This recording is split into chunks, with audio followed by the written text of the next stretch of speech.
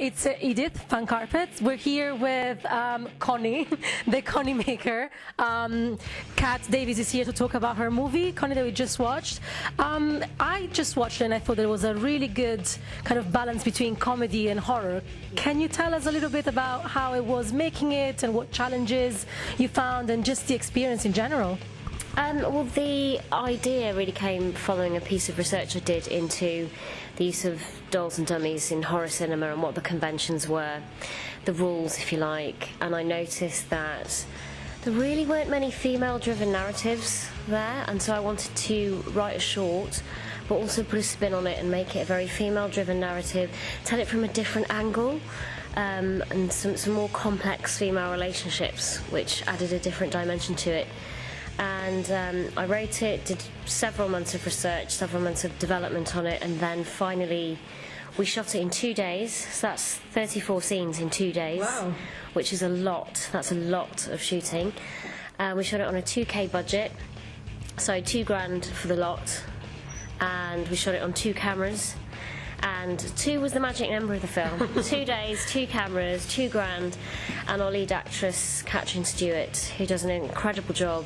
She plays the lead character, Dolly, but she also does the voice of the puppet as well. The alter ego. Yes, yeah. So she spent most of her time on set being 2 things at once. So she was Dolly in the face and Connie in the arm, and it was a real magic trick for her, but she did an amazing job. Yeah, she's a great actress. Have you worked with her before? Was this the first time that you collaborated in a movie? Will this be a relationship that will continue? It's the first time we'd worked directly together on a project. I managed the release of a sitcom that she was in several years ago called Stella, which is on Sky One. So I managed the comedy DVD release and the package design and getting that in stores and things like that. And she was great in that, and she was someone that I always kept in the back of my head as someone that I'd really like to work with.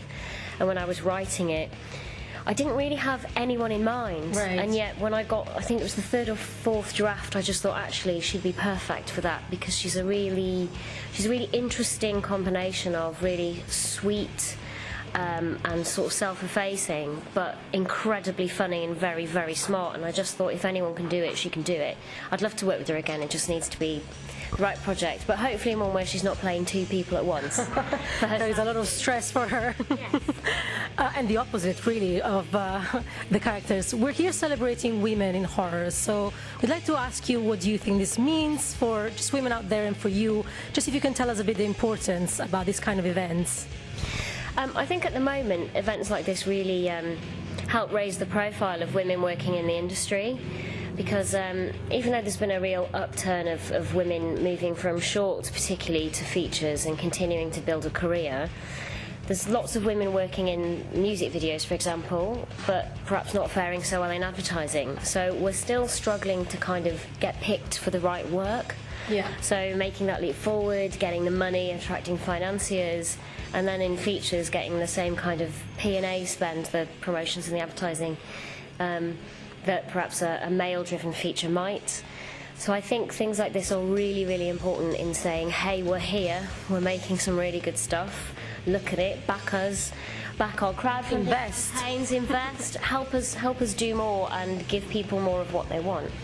Talking about crowdfunding, you are starting very soon to crowdfund your next project, Bloodshed. Can you tell us a bit more about that without giving anything away, but just a bit of an idea of what to expect? Yeah, Bloodshed is a love letter to those 80s anthology horror films, so things like Creepshow, Tales from the Crypt, something that I grew up loving and watching, and I love those types of things.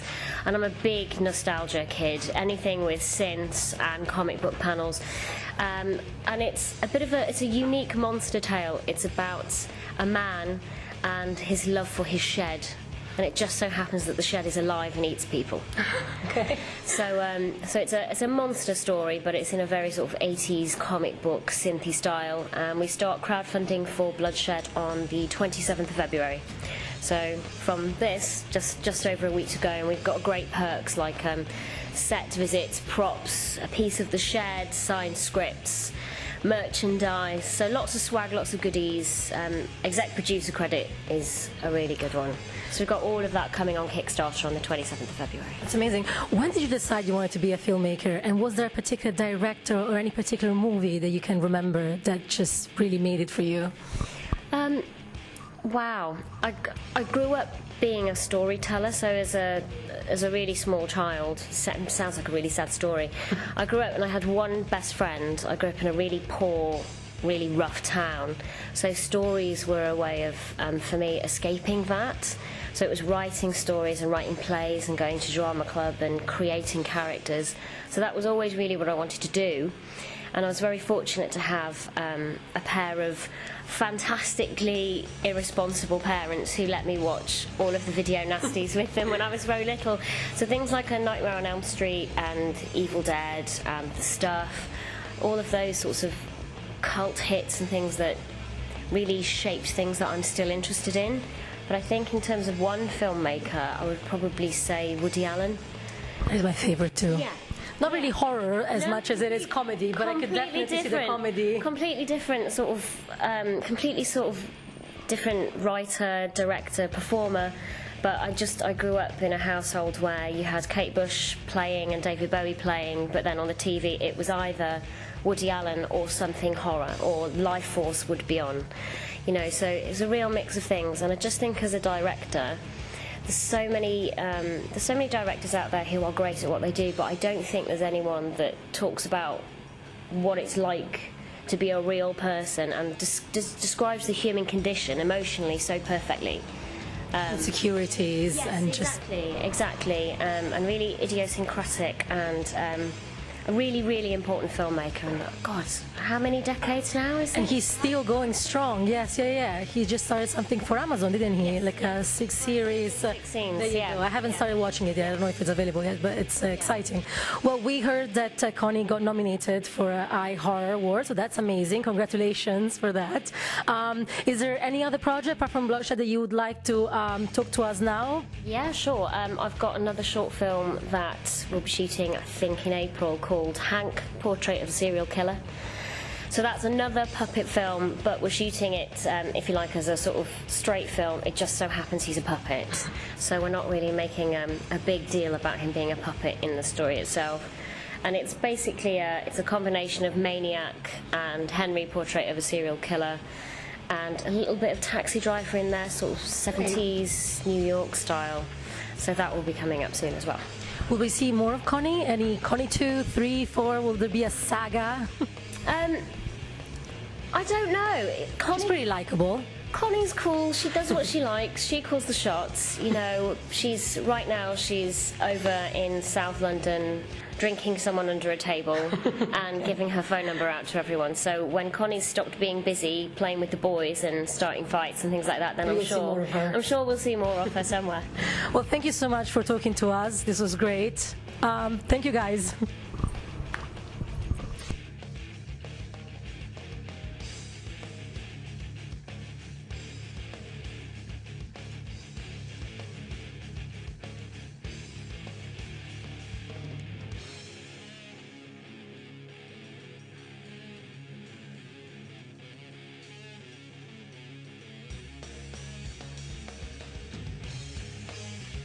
Thank you for watching The Fan Carpet. If you like this video, be sure to click that thumbs up button at the bottom of your screen. And also be sure to subscribe to the Fan Carpet YouTube channels. They're absolutely free and so much fun too. Be sure to check out the official website, thefancarpet.com. Also, you can follow us on Facebook, Twitter, and Instagram to stay up to date with reviews, competitions, the latest news, and so much more.